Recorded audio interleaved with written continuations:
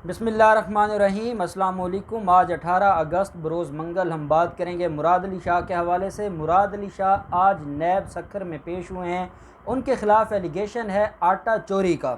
ये वो एलिगेशन है कि जिसके बारे में हम काफ़ी अरसा से सुनते आए। सब्सिडी का जब मामला आया, शुगर का मामला था, हम शुगर माफिया के बारे में सुनते थे। वहीं पे ख़बरें आती थी कि गंदम की चोरी और आटा की चोरी उसमें मुलव्वस है सरकारी तौर पर जो हमारी वज़ीर आला सिंध और सिंध हुकूमत थी। और ये लोग वहाँ पर सब्सिडी भी लेते थे सिंध हुकूमत से।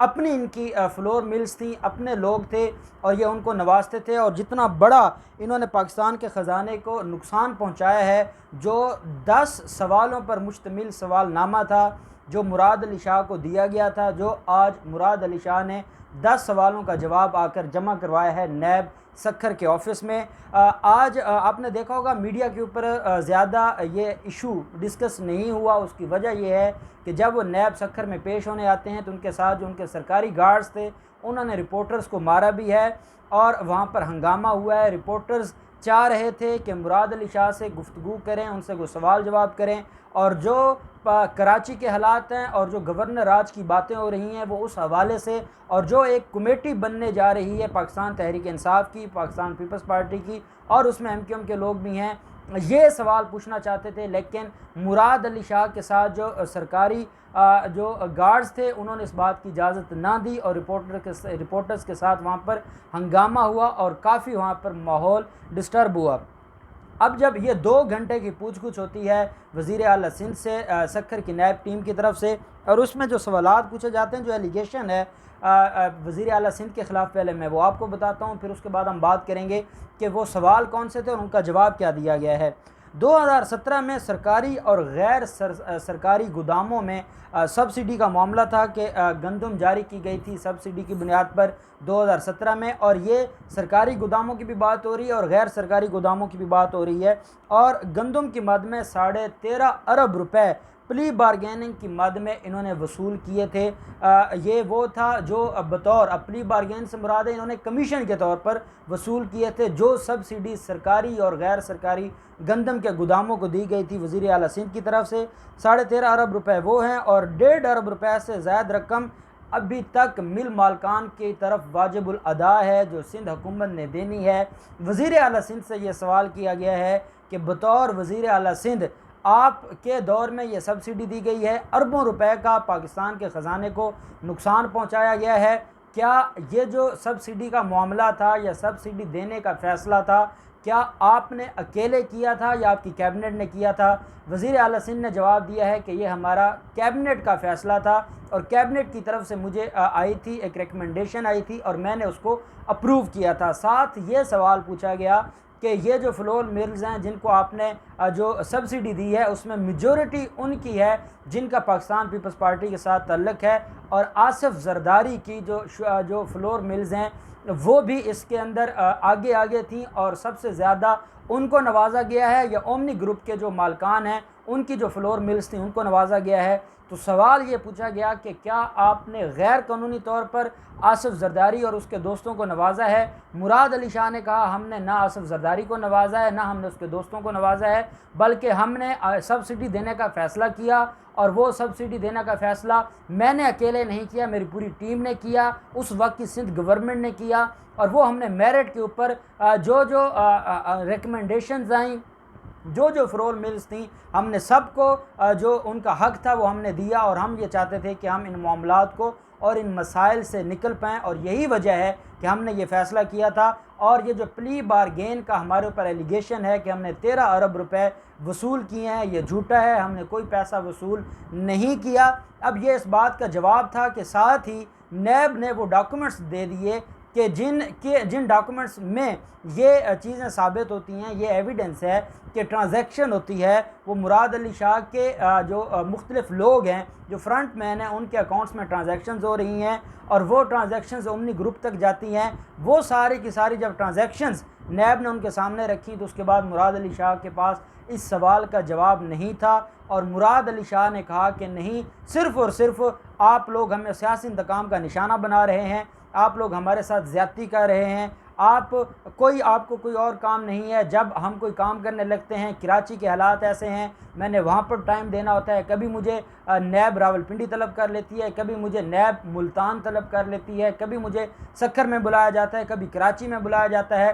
तो नैब की टीम ने कहा कि हम आपसे सिंपल से सवाल पूछ रहे हैं, आप उनका जवाब दे दें। लेकिन उनका जवाब क्योंकि उनके पास नहीं था, ट्रांजैक्शंस तो हुई हैं, और ये वो ट्रांजैक्शंस हैं जिनका बेचारे मुराद अली शाह को भी इल्म नहीं होगा। उसकी वजह यह है कि जो लिया दिया गया है वो है आसिफ जरदारी का और बिलावल जरदारी का या फरियाल तालपुर का, और वो उनके तरफ गया। जब कोई भी पैसा ओमनी ग्रुप के अकाउंट्स में गया है या उन ट्रांजैक्शन उनके अकाउंट्स में शो होती है, तो इसमें कोई दूसरी राय नहीं हो सकती कि वो पैसे आसिफ जरदारी की तरफ गए हैं, क्योंकि ओमनी ग्रुप वाले भी फ्रंट मैन का काम कर रहे थे आसिफ जरदारी के लिए। और ये आप जितने आप केसेस देख लें, चाहे वो मनी लॉन्ड्रिंग के केसेस हैं आसिफ जरदारी के ख़िलाफ़, पार्क लेन केसेस हैं, इसके अलावा जो ठट्ठा वाटर सप्लाई रेफरेंस है और जो तोशा खाना रेफरेंस है, सारे के सारे केसेस में आसिफ जरदारी के साथ अगर कोई दूसरा मुलजिम है तो वो ओमनी ग्रुप वाले अब्दुल गनी मजीद हैं या आसिफ अनवर मजीद हैं, और ये सारे लोग इन मामलात में इन्वॉल्व थे। जब सवालों का जवाब, कुछ सवालों का जवाब उन्होंने दे दिया, कुछ सवालों का जवाब नहीं दिया। नैब सक्खर अब ये कह रहा है कि दोबारा उनको तलब किया जाएगा, एक मौका मज़ीद दिया जाएगा मुराद अली शाह को।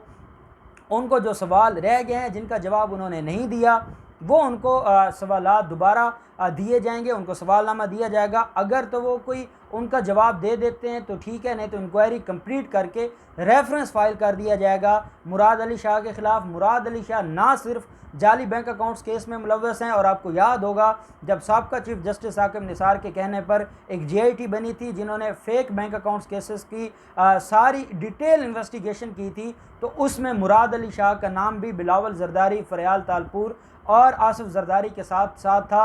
और हुकूमत पाकिस्तान ने और नैब ने मुराद अली शाह का नाम BCL में डाला था जब वो वज़ीर आला थे, लेकिन चीफ जस्टिस साबका चीफ जस्टिस साकिब निसार साहब ने कमाल शफकत करते हुए मुराद अली शाह का नाम निकलवा दिया था ECL में।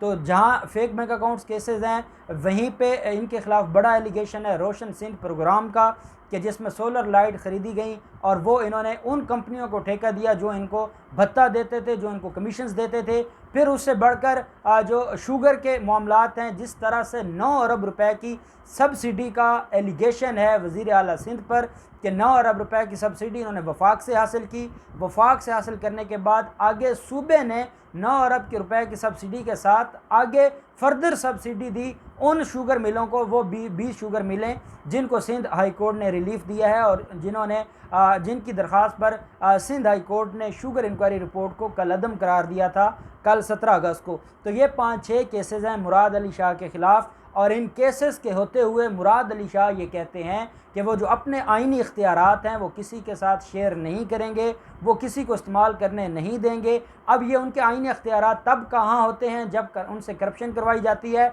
जब उनको कहा जाता है कि आप जाली कंपनीज़ को ठेके दें, जब उनको ये कहा जाता है कि जो जरदारी के लोग हैं उनको आप ठेके दें, उन कंपनीज़ को आप ठेके दें, वहाँ से कमीशंस मिलती हैं, वो कमीशंस आसिफ जरदारी के घर पहुँचती हैं।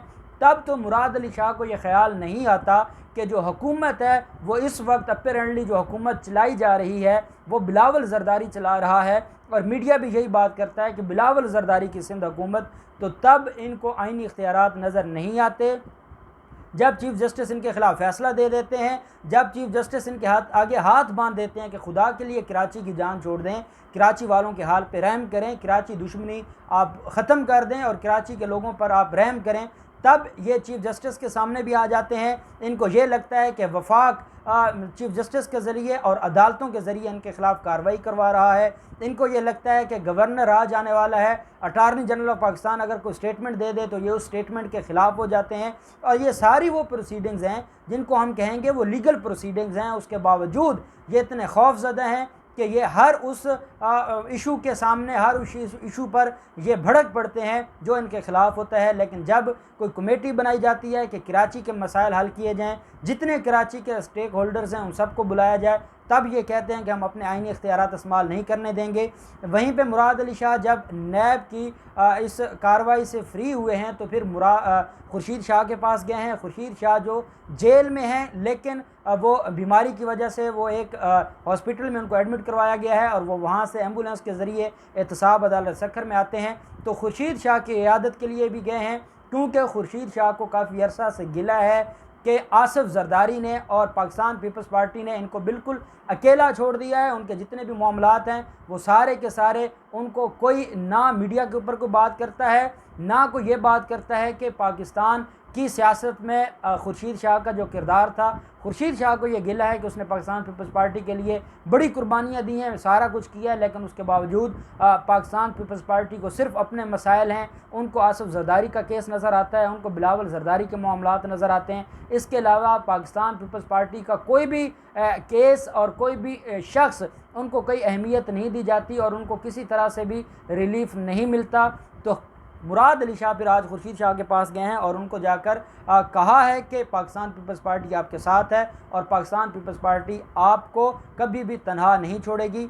खुर्शीद शाह के ख़िलाफ़ ये भी केसेस पेंडिंग हैं और मुराद अली शाह को अब चाहे नैब एक मौका दे दे या नैब अब अगले मरहले में उनको गिरफ़्तार कर ले, क्योंकि 4 केसेस हैं और चारों केसेस में जो इंक्वायरी है मुराद अली शाह के साथ के ख़िलाफ़ वो अब अपनी फ़ाइनल स्टेजेस पर है। मज़ीद क्या होता है, जो भी डेवलपमेंट होंगी हम आपके साथ शेयर करते रहेंगे। अल्लाह पाक पाकिस्तान कामी व नासिर हो। बहुत शुक्रिया। अल्लाह हाफ़िज़। पाकिस्तान ज़िंदाबाद।